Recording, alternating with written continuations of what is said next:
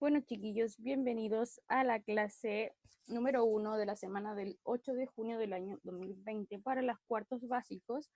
Y vamos a hacer un repaso de la unidad 2 que se llamaba Nuestro Colegio y vamos a empezar con el tema de recordar lo que era la localización absoluta. Es la que describe exactamente la ubicación de un objeto mediante el sistema de coordenadas. Para ello se puede utilizar filas y columnas que se nombran con números y letras.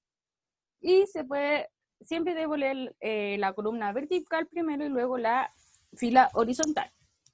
Entonces, recuerda que la columna era la que estaba igual que nuestra columna vertebral hacia arriba y la fila hacia el horizontal. Y esto lo está diciendo que leo primero la columna y luego leo la fila. Entonces, por ejemplo, este edificio, si sigo la instrucción, dice que lea E5, por lo tanto, este edificio está ubicado en E5. El auto rojo está ubicado en G4, ¿sí? Si se entiende, siempre leo primero la letra de las verticales, no las letras de arriba, las de arriba, ¿sí? Sino que las verticales.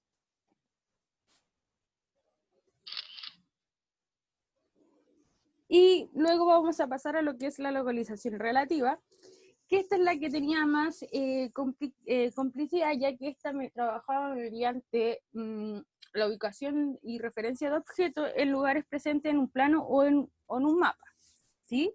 Para escribirla, nosotros debemos empezar a utilizar lo que es el sistema de la rosa de los vientos, donde están los puntos cardinales, norte, sur, este y oeste.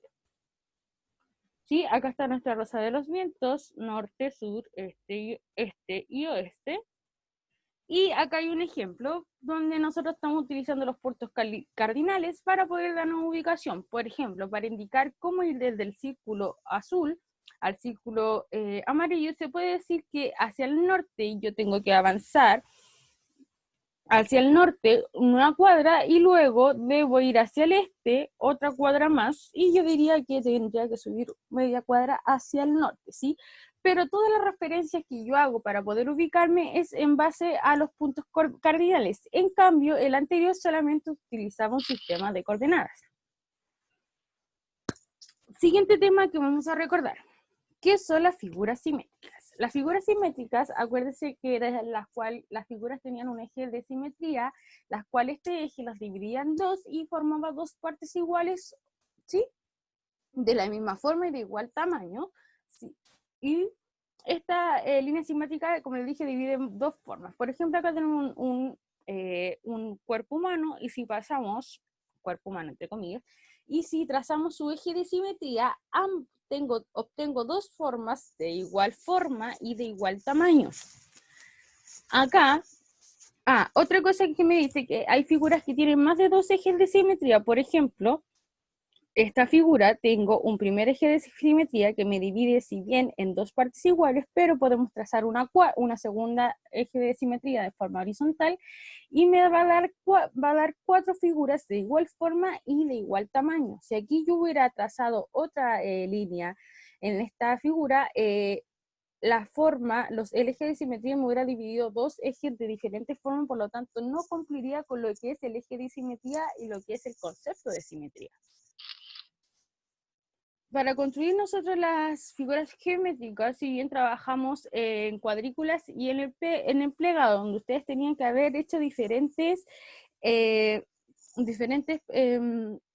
técnicas con el papel, pero vamos a ver primero en cuadrícula. En cuadrícula, el eje de simetría acá ya está trazado y esta es la figura. Y si dice que yo tengo que obtener la misma forma de igual tamaño, yo tengo que tener en consideración siempre la cantidad de cuadrados que me está utilizando mi figura, como la siguiente.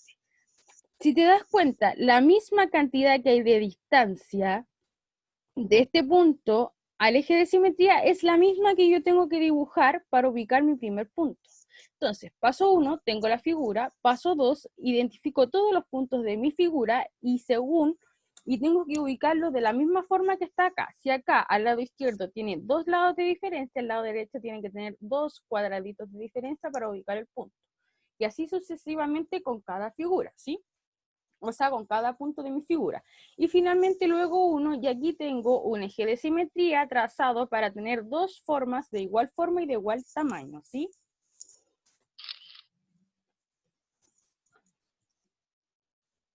Y finalmente tenemos lo que es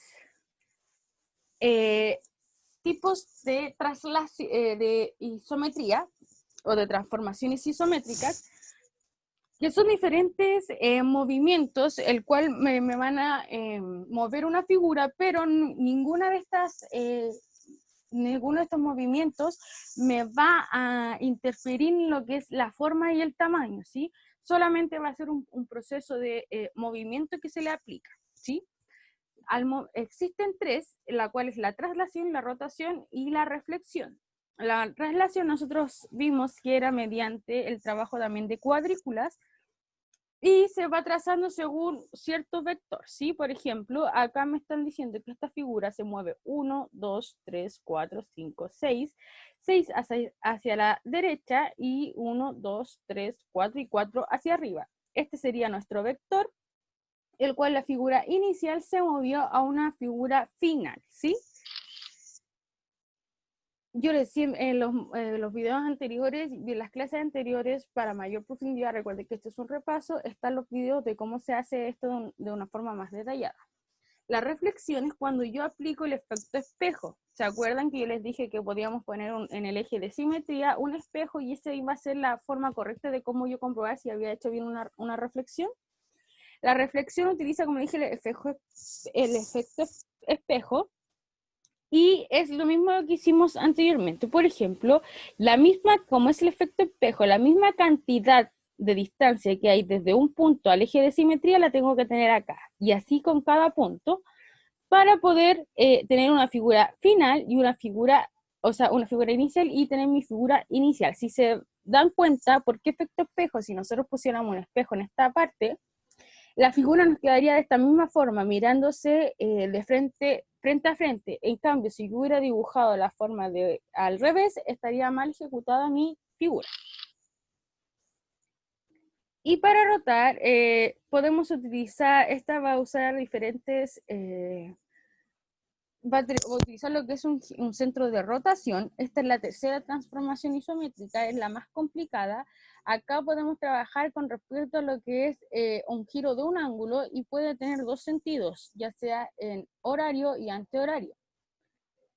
Y por ejemplo, acá tenemos un dibujo donde este barco, acá se posicionó un punto, con el transportador se ubica, tú calculas los 70 y marcas un punto y luego tú deberías dibujar el objeto. Todo esto en base a cuadrícula lo vamos a practicar mejor cuando nos estemos viendo, pero quiero que manejen a lo que van estas tres transformaciones isométricas. Primero, son movimientos de figuras. Segundo, no pueden modificar ni su tamaño ni su forma. Y dentro de estas tres está la traslación, rotación y reflexión. La traslación es cuando yo traslado en base a un vector, genero ciertos movimientos en mi figura según la cantidad de cuadraditos que a mí me dé. La reflexión es cuando yo tengo un eje de simetría al medio y yo tengo que dibujar de la misma forma al otro lado del eje de simetría mi figura, de forma que quede el efecto espejo, donde se esté mirando como frente a frente. Y finalmente la rotación es cuando trabajo según el sentido horario y sentido antihorario, donde yo trabajo con el transportador y genero un ángulo para empezar a dibujar mi figura, ¿sí? Eso sería lo que es la clase de hoy y nos estamos viendo la próxima clase. Que estén súper bien.